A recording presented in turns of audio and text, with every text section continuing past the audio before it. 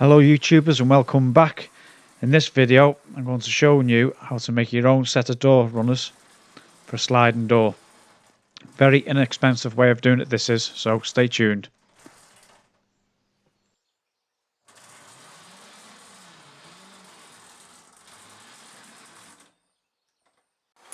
Okay, so what materials do we need to make this thing now?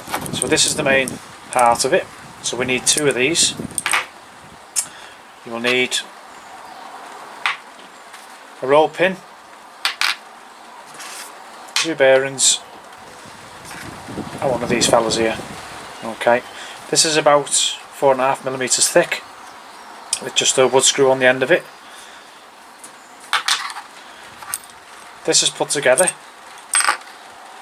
by just putting that in there, hitting the top with that here with a hammer. This bit here, this closes up, and as you can see there, fits nicely inside. I put this one together in the vise because I found it easier. But you don't, if you haven't got a vise, you don't need one. You can just put that in there with a hammer, tap that one in, then slide that over, quite simple, and then put the other one on top of there and hammer that one down as well. Okay, now these I ordered on Amazon. They're about 8mm in diameter. Okay, that's when they're closed up, because that is the internal diameter of this inner race of the bearing. Okay, these are called skateboard bearings, which I also got off Amazon, and I paid £9 for 20 of these. So the cheapest chips, I paid £5 or just under £5 for these roll pins, and these are stainless steel because as you see in my doors outside and my runner. Okay, so the imperial measurements for these pins, this measurement here is about 5/16, which is 8mm, and the length comes in 36mm, and that works out about just over 1 3/8. But right, here's the thing. This is our runner. This is called Unistrut. I'm sure you've seen it before. You can get it worldwide. Electricians and electrical engineers, plumbers, people of that nature actually use this stuff for fixings. And basically what we want to do is just create that. Look at that. Very easy. Plus the fact there's plenty of room behind that at the back here for you to drill holes in it and screw it to whatever you want to screw to. You can actually get brackets for this stuff that actually clamp here, which leaves this runner free underneath. Okay, but I'm not doing that. I'm actually screwing this directly under a beam on my canopy. Okay, so the size of this is 40mm square, so it's 40mm that way, 40mm that way, and that's why I've ordered these bearings, because it gives me plenty of room inside so I can get my fixings in there, and this in here won't catch either, whatever fixings I use. So I've got plenty of room there, look at that, between the roof and the back of that. Okay, job done. Okay, so this Unistrut comes in 3 metre lengths, and I paid about £18 for it. You might pay a little bit more because I paid £18 because we use our suppliers quite a lot, so we do get quite a lot of discount. And also, I don't know whether you spotted earlier, but the reason why I've not done anything about that, I could have made 2 spaces, which originally I did plan to do that, because I bought this stuff here, which is a stainless steel pipe, and I ordered it so it's just slightly bigger than the actual roll pin itself. But as I'll show you now, I've decided not to go down that road because that post there is attached to my beam. Right, well, the beam's attached to the post. Now the door's actually thicker than the beam itself and the Unistrut, so I need that play in this here so I can actually clear that post, because the door is literally that I've built is too wide, which you'll see later on in the video. Now the only alteration I made to anything, what I ordered was the actual pins itself. If you notice, this one here, this as it comes, you see there, notice the chamfered edges on it.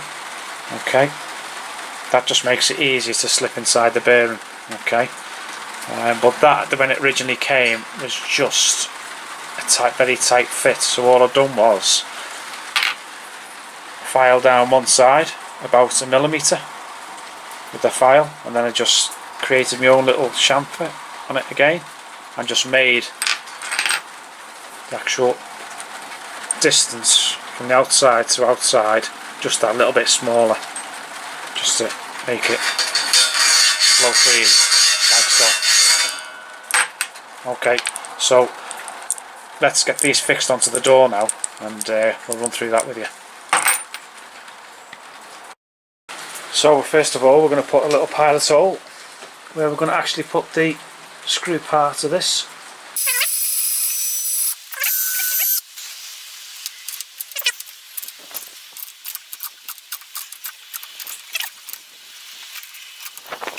So I want the top of the door as close to the uni-strut or the rail as possible. So what I'm going to do now is just take a rough measurement and see how much I need to screw it in by.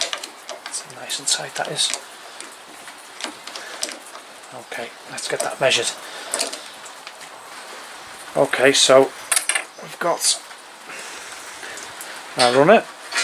Put that in there. I'm going to just place that rule on top there. Now all I'm going to do is just measure from the top of the bearing.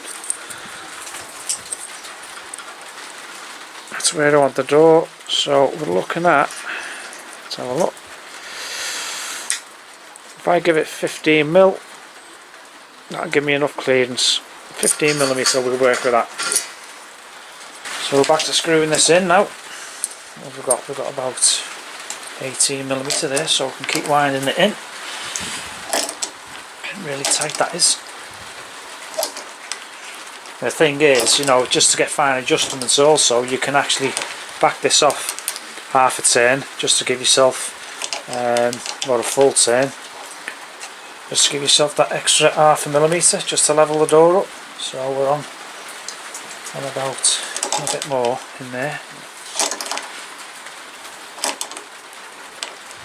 Let's see what we've got there now. It's exactly 15mm, that is. Right, onto the other side.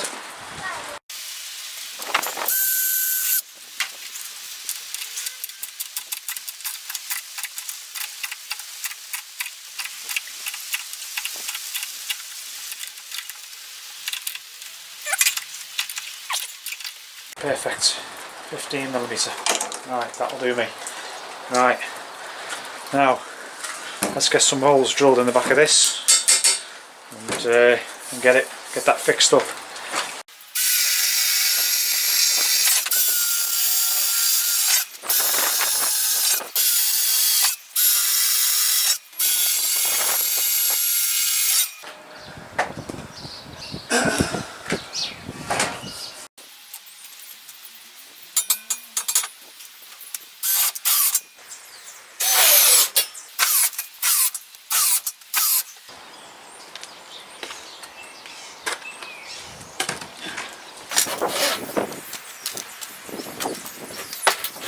So this door I've built myself, and it weighs, I think, around about 20 kilos. It's not that heavy. However, if you feel that your door's really heavy, it's double the weight, you can always double up on the bearings and put more screws in. Just you'll have some spare left over because they do come in a pack of 20. And also you've got a pack of 10 of the roll pins also, so you'll have plenty of spares. So you can always double up on the runner system if you like. Well, that's the end of the video now, and don't forget to subscribe, and we'll see you in the next video. Thanks for watching.